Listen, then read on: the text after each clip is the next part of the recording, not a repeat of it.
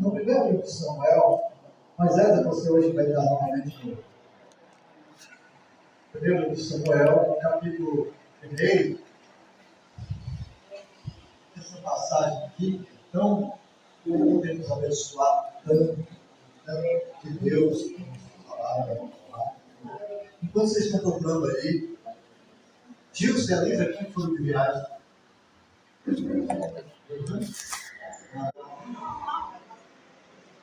Capítulo 1 do livro de Samuel. Qual é, antes de dizer o texto, dizer o versículo, eu gostaria que vocês dissessem qual é o assunto que lembra ali a vocês, no primeiro capítulo de Samuel. Hein?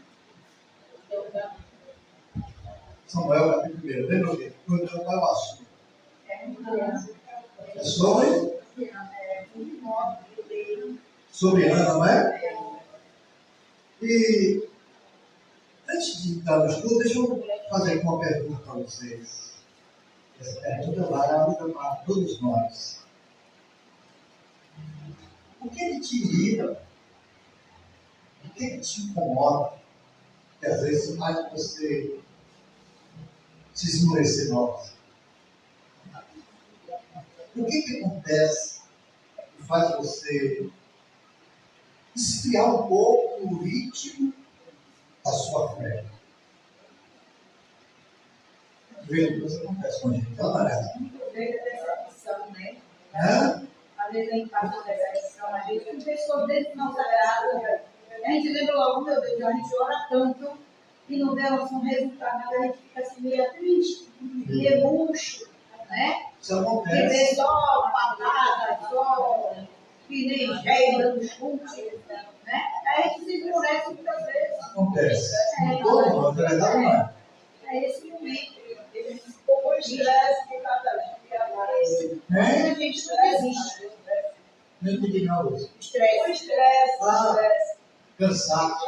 Cansaço. Isso acontece com todos nós, na verdade não é. E entristece mesmo. É ou não é? Não existe. É. Irmãos, eu gostaria que vocês contassem, primeiro Samuel, coloca o versículo 27. Olha só, irmão. Versículo 27. O que Ana diz? Está escrito: por este Menino orava eu. E o que aconteceu? Olha esse versículo. E o que? O Senhor me concedeu o quê? A minha petição e eu lhe tinha pedido. Escuta, irmãos. Isso que nós acabamos de conversar, desses problemas, não acontece só com a gente, não. Aconteceu também com os homens e mulheres de Deus. Isso. E nenhum de nós deve se sentir, digamos assim, inferior, menores. Homens e mulheres de Deus também passaram pelo que a gente passa. Agora, existem alguns casos em que homens e mulheres de Deus, mesmo passando pelo que nós passamos, eles tiveram uma atitude que serve de ensino e exemplo para nós. Amém? Observe que o texto diz que Ana orava por alguma coisa. No caso de Ana, ela orava por um filho. Né? Esse era o pedido dela. E esse texto diz que Deus ouviu, que Deus atendeu, que Deus concedeu o que ela ouviu falar. Me concedeu a minha petição. Aí, irmãos, Ana não era perfeita, ela tinha as falhas dela, como eu e você tem.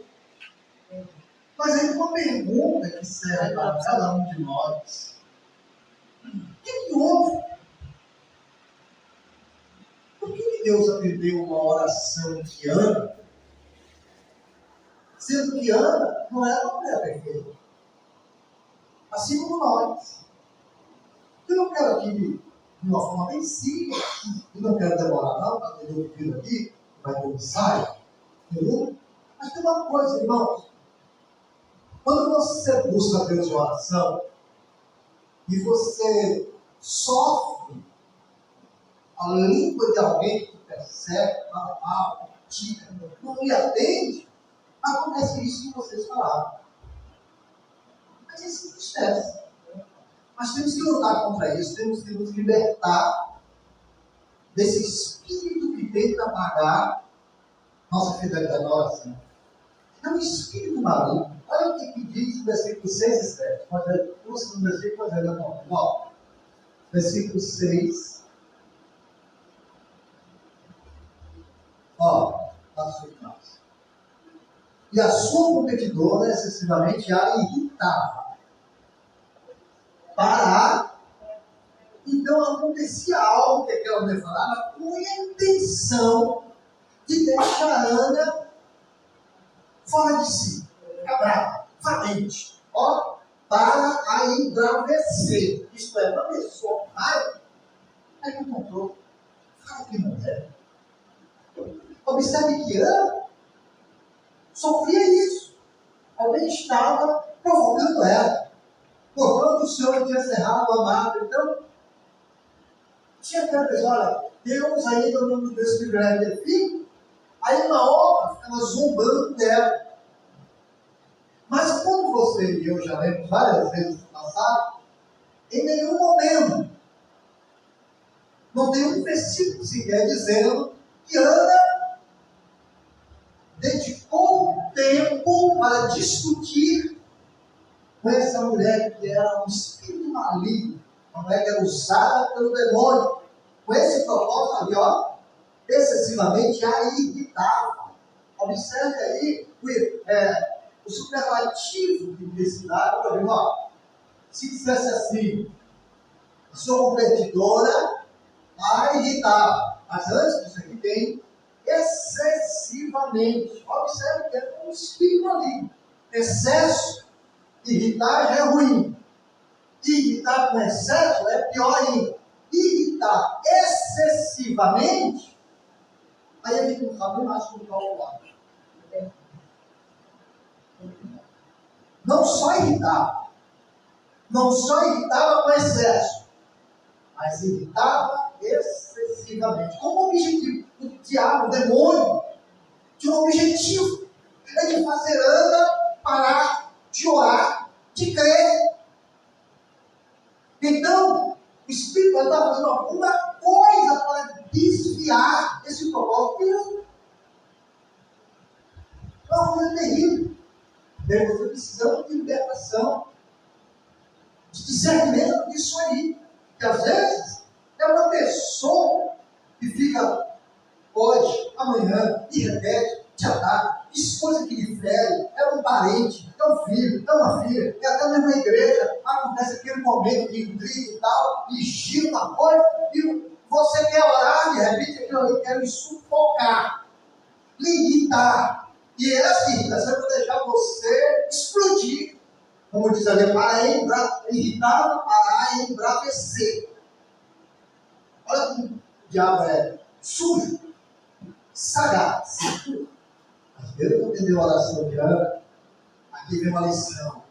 Ana ignorava essas irritações excessivas. Ela não se deixava levar. Versículo 12. Ok, mas por favor. E sucedeu que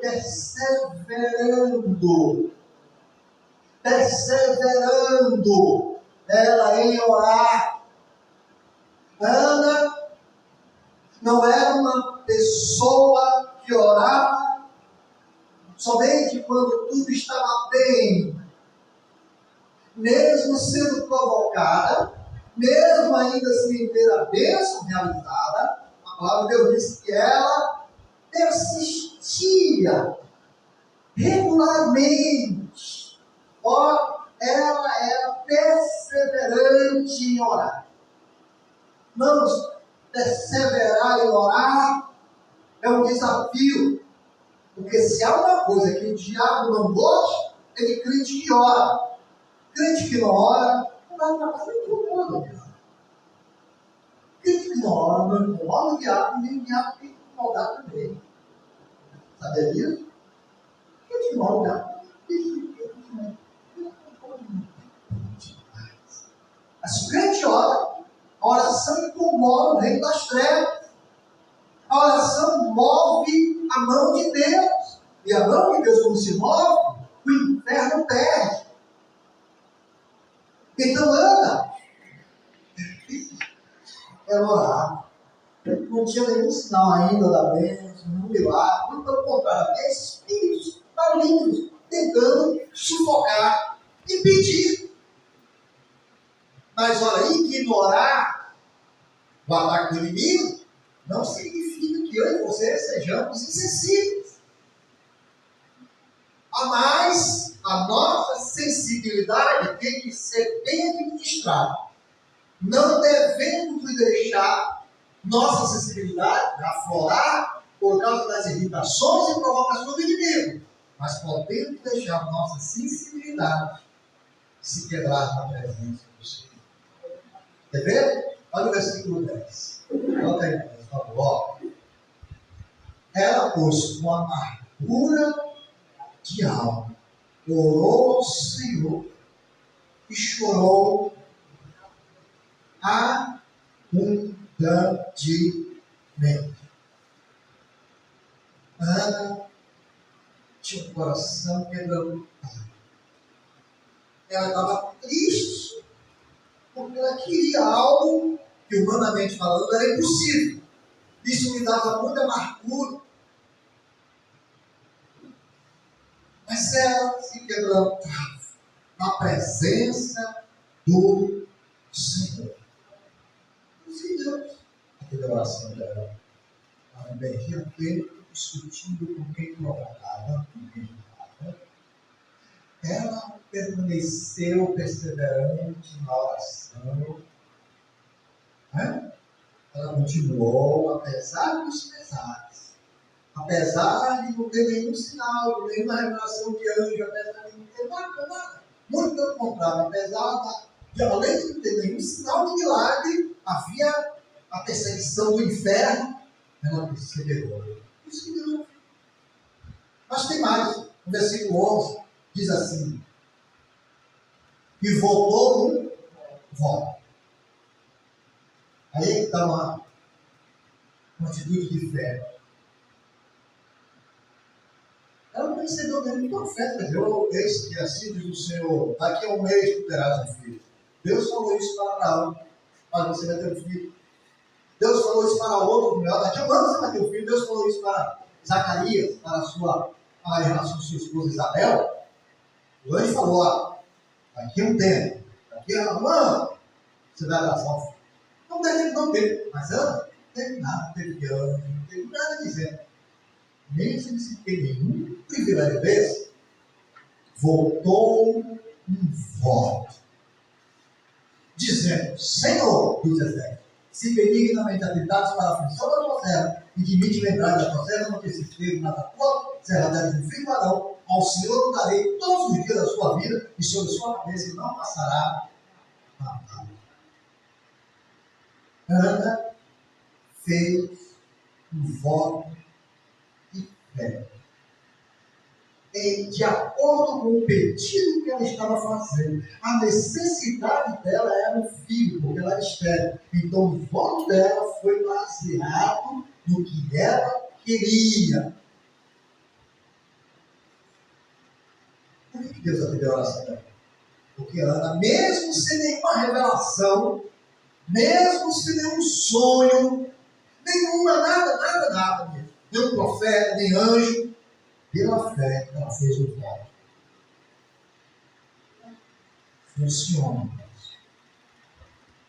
Digo porque eu já fiz um voto parecido com você. Aliás, não, parecido não, é exagero. Mas eu já fiz um voto. Eu não posso esquecer disso, Deus eu fiz. Eu já falei isso aqui para vocês. Algumas vezes. Eu era jovem, trabalhava, nunca tinha ganhado um salário mínimo. E disse ela: ache a tua serva graça em teus olhos. Assim a mulher foi o seu caminho e comeu. E o seu semblante já não era triste. Na hora certa. Na hora certa. Uma palavra rema. Uma palavra reveladora. Veio através do sacerdote. Quando ele disse: a partir de agora, vai para a sua casa. Eu sou você da proteção. Acabou o seu filho. Acabou a tua agonia. Ela ouviu isso, e a Bíblia diz que ela se apropriou, e a atitude dela mostrou que ela se apropriou dessa palavra. Porque a Bíblia diz que ela se arrumou, se alimentou, e jogou a tristeza de lado, e agora era só alegria, sorriso. Mas lembre-se, ainda não tinha milagre nenhum. Mas ela se apropriou daquela palavra rima. Dá para vocês imaginarem? Durante um tempo, né? Nada de gravidez, nada de filho de ato, talvez conquistasse nos ouvidos dela. Nem besteira. Não. Eu fiz um voto de fé. E também recebi uma palavra rima. Vou segurar essa palavra rima. A bênção é minha. Vou me alegrar na presença do Senhor pela fé. É disso que nós estamos precisando. Temos que entender a oração de Ana. Porque Ana não era daquele tipo de crente que precisa ver para crer. Ela creu, mesmo sem ver. Ela acreditou. E a maneira como podia ver que ela acreditou eram as suas atitudes. E ela fez coisas diferentes mais ainda, quer ver? Coloca aí mais assim para os outros. Ó, de novo. E ela disse: acha com a serva das teus olhos. Se a mulher se fosse o caminho comeu, o seu semblante já não era? Já não era? Então ela mudou de comportamento. Aí, continuando, olha o versículo 19. E levantaram-se de madrugada e o quê? Adoraram, perante o Senhor e voltaram. E vieram sua casa a amar. O canto conheceu a sobre ela, o Senhor se lembrou. Agora preste atenção. Enquanto Ana estava triste, se você ler o texto, você vai observar que Ana chorava, clamava sozinha. Clamando, orando, buscando, sozinha, gemendo. Mas pela fé, quando ela acreditou, Deus ouviu a oração. Acabou. Ela mudou. Agora, ó, plural, ela não está só. Madrugada, adorada, ela no plural, ela não está mais só perante o Senhor. E voltaram, ela não está mais só. E vieram, ela não está mais só em sua casa. Isto é, ela saiu daquele enclausuramento que ela ficava orando, clamando sozinha. Agora, pela fé, ela estava no meio de todo mundo. Mas o que tem como? Vou lá adorar o Senhor. Ela estava adorando. Vamos embora? Vamos todo mundo junto. Ela não se isolava mais não. Todo mundo junto. Interessante, eu gosto sempre de frisar isso. Que aquele espírito maligno que perturbava sumiu. Nem fala mais, depois do capítulo 1, não fala mais na vida daquela mulher que perturbava a Ana. Ela nem menciona, porque Deus estava trabalhando a vida de uma mulher, e apesar da luta, dos problemas que ela, eu e você passamos, veja, meus irmãos, que Ana frequentava os cultos, apesar dos problemas. Aqui diz o seguinte, ó: levantar-se de madrugada, orar pelo Senhor e voltar e ver a sua casa a arrumar. Só que é o seguinte, as coisas não mudaram daquele tempo para hoje, como eu vou dizer, ó, 1 quilômetro hoje é a mesma distância de 1 quilômetro nos dias de Abraão. A diferença é o nome, que naquele tempo não usava o nome quilômetro. Entenderam ou não? É a mesma distância. 1.000 passos hoje, 1.000 passos, há 2 anos atrás, é o mesmo tamanho. Dá para entender isso ou não? Ramar. Ramá para Siló, onde estava ali, né, o tabernáculo da adoração, era cerca de 30 quilômetros. 30 quilômetros. Para você entender, daqui para Nazaré, são mais ou menos 37 a 35 quilômetros nessa faixa. Não é, Nazaré? Né, Gilson? Nessa faixa, né? 40? Não. Pronto, aí. Então dá para vocês imaginar. Imagina sair daqui da ilha, ir para o culto, não tem carro. Hã? É a pé, ou não é de cavalo não, viu? Ou de jegue. Jegue é para quem tinha dinheiro. A maioria era a pé mesmo. Imagina isso. Aí faltou o culto, viu? 30 quilômetros. Agora você imagina você sair daqui. Observe, você sair daqui a pé para ir para um culto, buscar a presença de Deus, e até lá ao culto, imagina uma menina do lado, te irritando, daqui para você. Quando você chegar lá no culto, já não dá nem mais no espírito, não tem mais nem condições de orar. Viu? Não. Anda aguentando isso, irmão, vindo calada, na ida e da volta, meu Deus! Por que Deus ouviu a oração de Ana? Porque Ana, amados irmãos, frequentava os cultos apesar dos problemas, apesar da distância. Hoje, né, você pode ter uma ideia. Se você sair a pé daqui para Nazaré, né, passando a distância mais a mesma, pode até demorar. Mas você vai chegar mais rápido do que antes. Sabe por quê? O Jejian não era asfalto. Não era asfalto, não. No Jejian, a topografia, o terreno de Ramá para Siló era cheio de descida, de montanha, de curvas. E tinha outra coisa. Tinha assaltantes, tinha perigos na estrada. Não podia viajar de noite, não. Corria o risco de ser assaltado. Então, aparentemente, parece, se saísse daqui da ilha, vai para Nazaré, é muito rápido.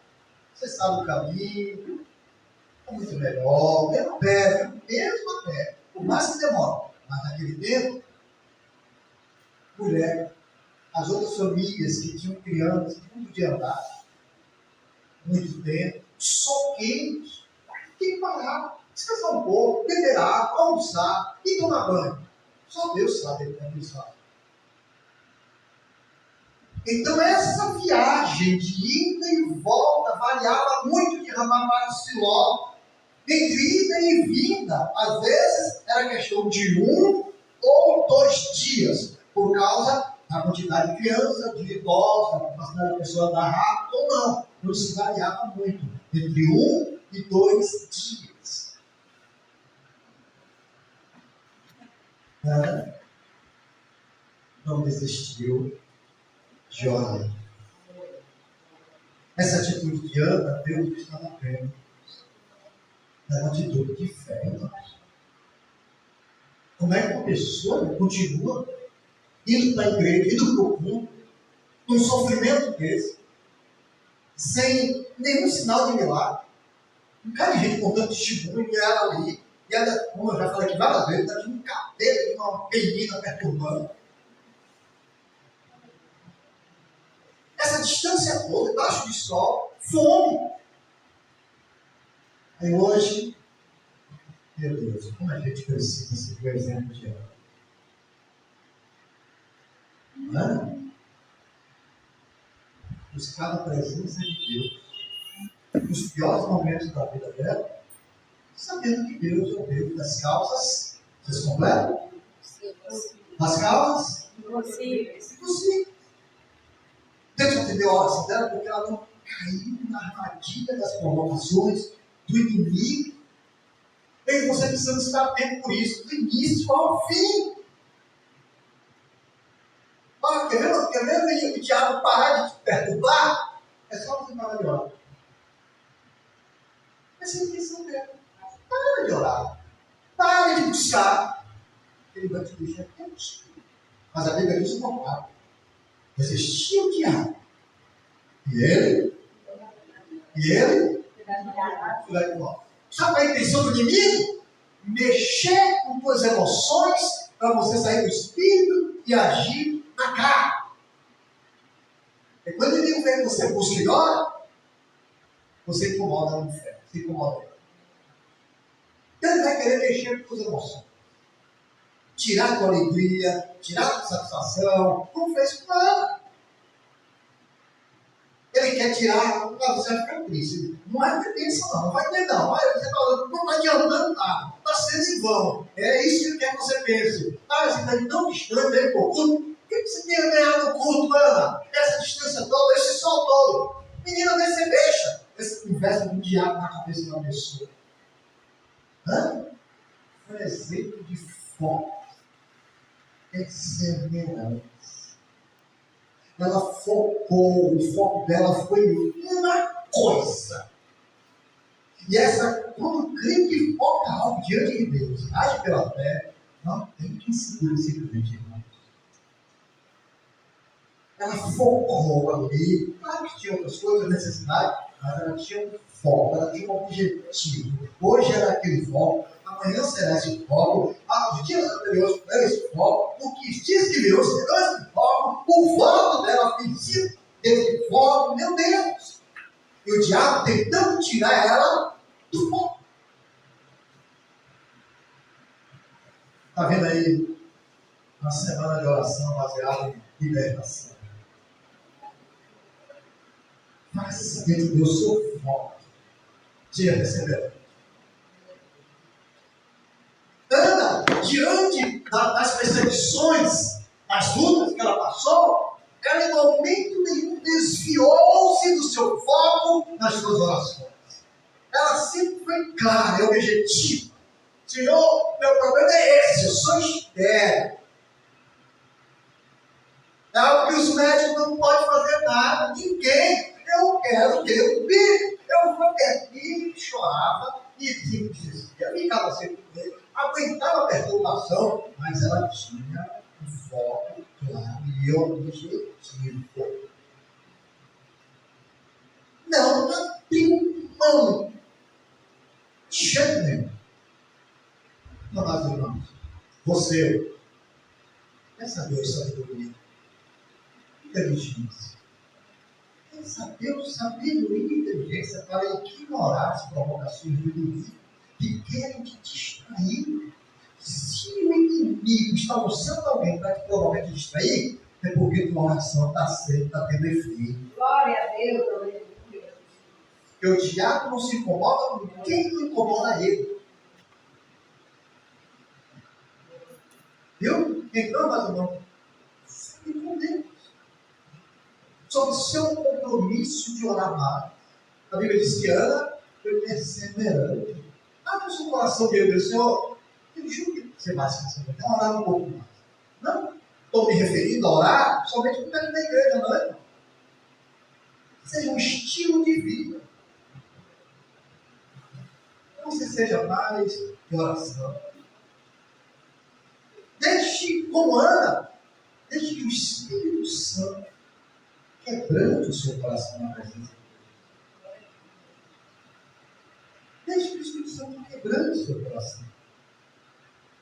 Se fizer como Ana, se você fizer algum voto de fé, faça esse voto, eu repito, já falei, estava aqui nessa terra, entre você e Deus. Não tem mais ninguém.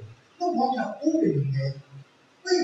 Olha, eu estou fazendo esse voto porque fulano me pediu, porque o pastor me obrigou, porque eu vi na televisão. Faça isso não. Como Ana, porque você e Deus já acabou.